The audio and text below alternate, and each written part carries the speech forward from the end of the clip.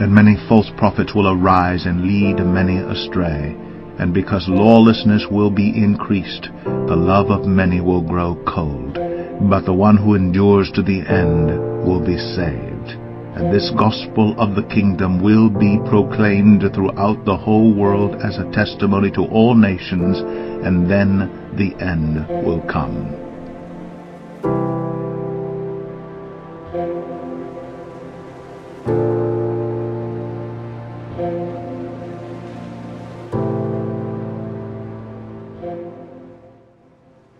Welcome back, family. Hope you guys are doing great.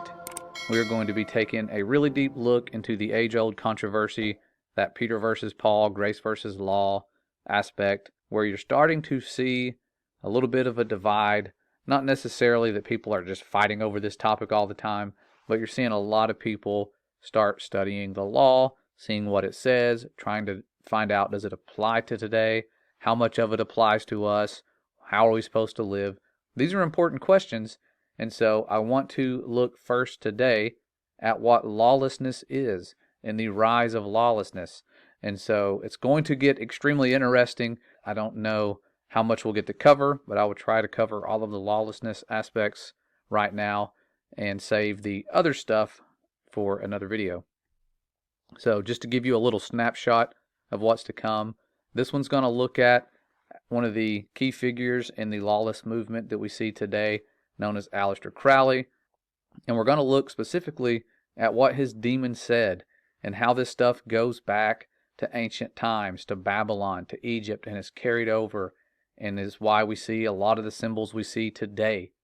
And after we finish covering all of that and understanding what lawlessness actually is, we're going to do our next video over the conflict of Peter and Paul, the one that they've had. What was it about? How did they end up settling everything? Was it settled?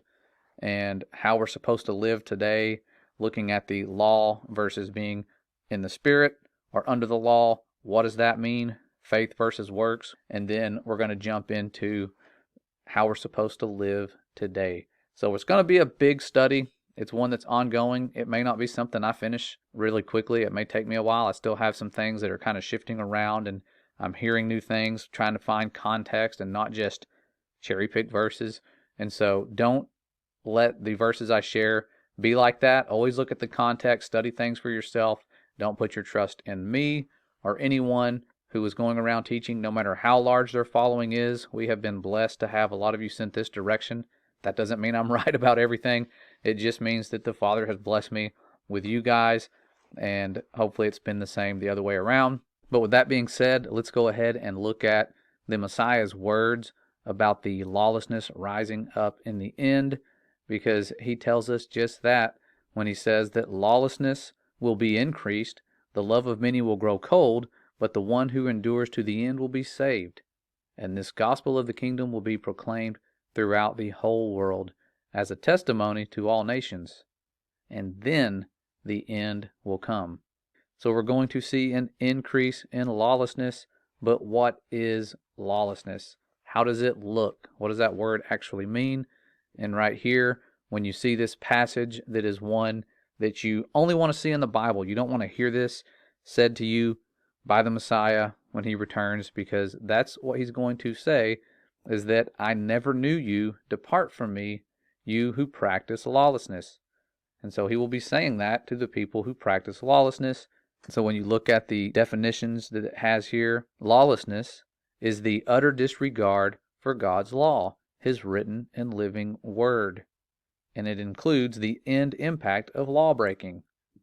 So you'll see this sometimes translated as iniquity, maybe even disobedience or sin, but it is an utter disregard for what the Father has told us to do, how he's instructed us to live. And when you look again at another judgment verse here, it says, the Son of Man shall send forth his angels, and they shall gather out of his kingdom all things that offend, and them which do iniquity. And when you do a breakdown of those words, do iniquity, it tells us that it is practicing lawlessness, just like we saw in the previous verse, practicing lawlessness. So it's the same thing, just worded a little differently, depending on the translation you're using. And so it's that exact same word in that situation where those are the ones that don't make it through. They're not going to escape the second death. And so, of course, the enemy would devise all sorts of plans and schemes to make you enter into the lawless category, to get you to practice lawlessness. And so we're going to dive right into the dark aspect of some of the things that these demons are saying. I don't like reading their words in their entirety. I do not encourage you to read these books.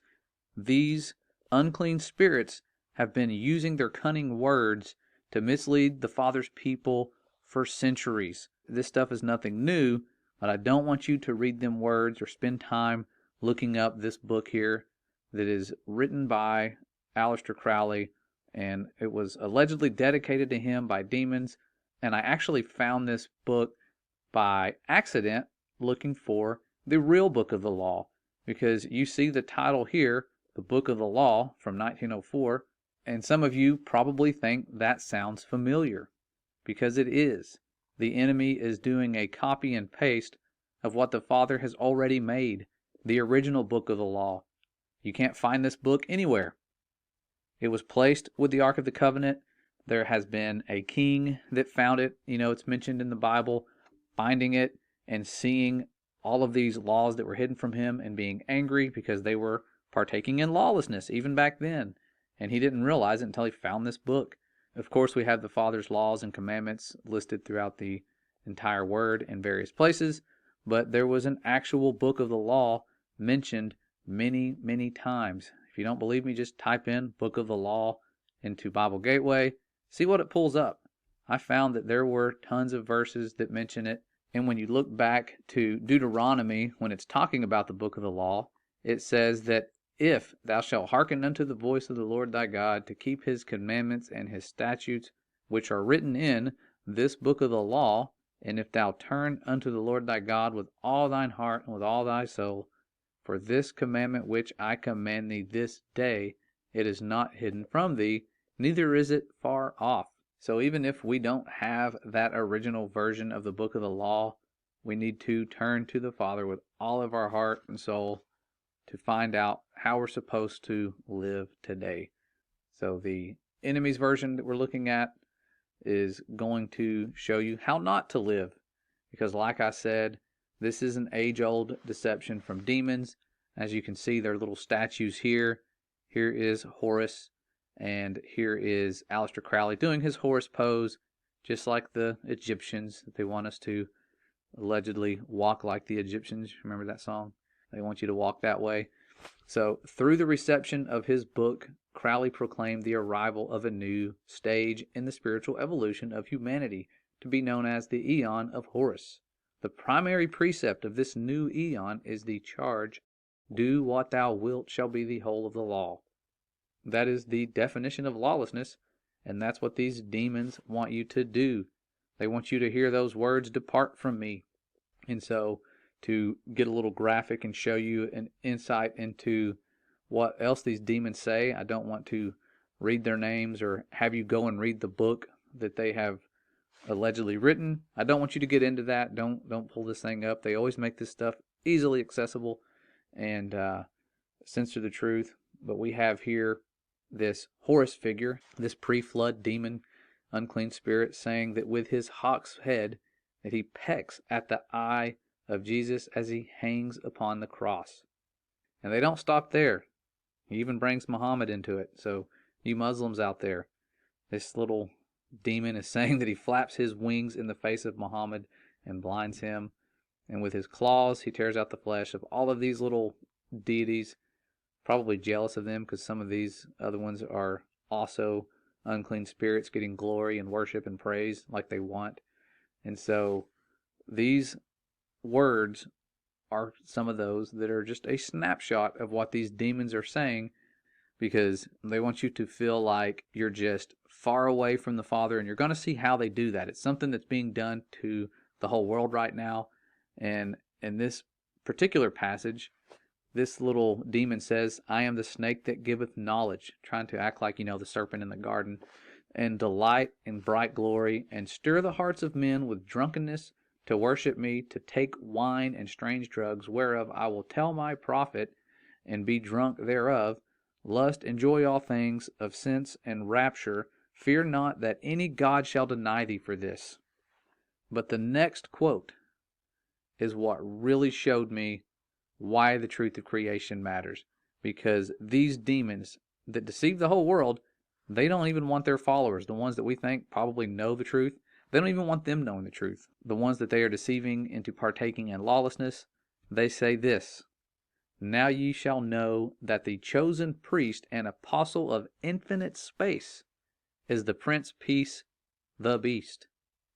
And in his woman, called the Scarlet Woman, is all power given.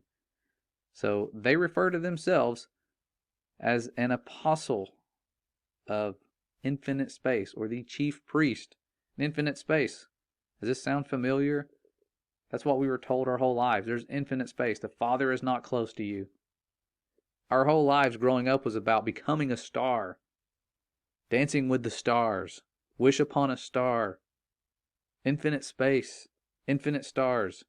That's what he says he is, since I am infinite space and infinite stars. They're not mentioning the firmament. They don't want us to know about it, and they don't want their own followers to even think about it. I remember growing up and just feeling like, after learning about all of this stuff and the heliocentric model, that our Father is so far away. These thoughts get into your mind like, how can I be significant to him if there's infinite space in between us and heaven? That's their chant. That is what they try to push instantly right there. They're not mentioning day 2 of creation. They know that their followers aren't going to look into it. So they are deceiving even the kings of the earth, like Revelation tells us. And that's why when you look at all of these logos for Space Force and other space agencies, NASA, they're always using the names of false gods. They put their logos front and center, and their logos take shape from the logos of this religion, the Thelema religion, the one that Aleister Crowley was a part of. They stole that hexagram from the Golden Dawn group of Britain. That's where you get your things like tarot cards, these demonic dark arts, and why you see, oh, they changed it. So no copyright there. They put a little clover in the middle of this thing. But the top half of this logo looks just like all of those space logos that we've seen growing up for decades. And the symbology of the one who was given the ability to write what these demons were saying, allegedly, is copying their poses, the ones that we see throughout society.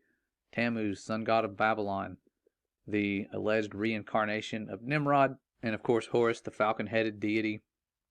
Still around back then, speaking to people that were seeking after these unclean spirits and falling for their deceptions. And as we move on to present day, we still see their marks, their symbols, their graven images. And to top it all off, the book is often referred to as liberal, or liberal, if you just say it fast. Liberal, that's what they want you to be. They want you to be on the left.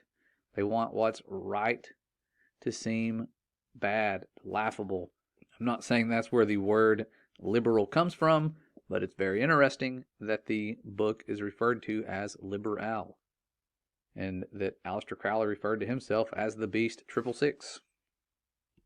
For those of you who don't know him, kind of a weird-looking, crazy-looking guy, but there was a lot of people influenced by him, especially in the 50s and 60s and 70s, people that were selling their souls and starting to do these things. It was based on a lot of his principles.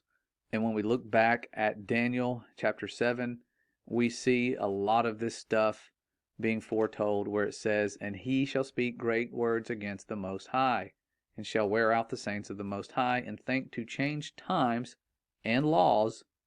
That's why growing up we didn't even know what Sabbath really was, what day it was, any of that. Changing the times and the laws, and they shall be given into his hand until a time and times, and the dividing of time. But that was Daniel talking about that, the laws that they're going to try and change. They're trying to not really just change them, they're trying to make them not even matter. Have you partake in lawlessness, and if they can't, they at least want you breaking as many laws as they can get you to break while thinking that you're not. And you see in 2 Esdras, sort of the same thing, where they are saying they made cunning plans of wickedness and said, moreover, of the Most High that he doesn't exist. Sounds like the atheist of today. And they didn't know his ways. They despised his law and denied his covenants. Extremely important that we understand that these unclean spirits want us to partake in lawlessness. Does being a Christian who is not fully vested in keeping the law mean you are partaking or practicing lawlessness? And we're going to get into that with our next part. I just wanted you to really see how desperate these evil, unclean spirits are at pushing the idea that our Father is far away, that there is no consequence or no true creator to answer to. You don't have to worry, just do whatever you want, or do as thou wilt. And you'll see those phrases on the t-shirts of rappers and people like that. That's the first time I saw it, actually, was on a t-shirt of a student that had the picture of a rapper, and right above him was do as thou wilt. I just thought that was part of a song. I had no clue it went that deep. But this Eon of Horus that they're ushering in, and you can see it's been something they've been trying to do for a long time. And we're starting to see the persecution. Those of you who are trying to live right, understand it's becoming a divide. It's separating you from family members and friends who think you're crazy for trying to live the right way. They don't understand why you don't want your kids to be obsessed with witchcraft and all the different things that is pushed by the mainstream media and TV shows. But remember to be kind to them, show them light, show them love, and let them understand that this pattern of mercy that a lot of people seem to just think was something in the New Testament was actually our Father's ways throughout the Bible, as you can go back and look and see that other people had that figured out. They were seeing that mankind was constantly messing up, turning away, going back to lawlessness, being deceived by these unclean spirits.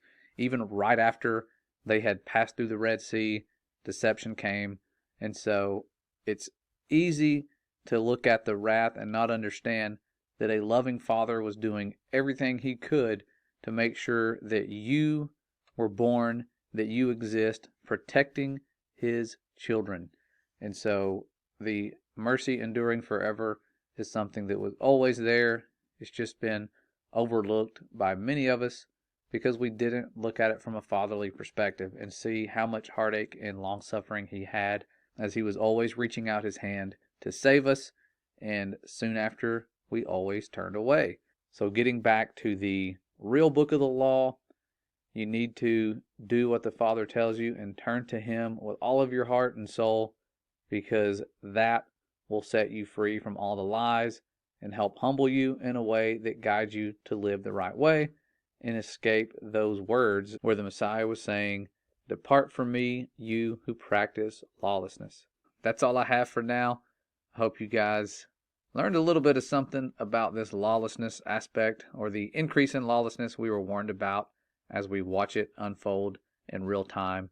And so I thank you guys so much for joining in this fight with us, sharing things in ways that have helped us reach more people.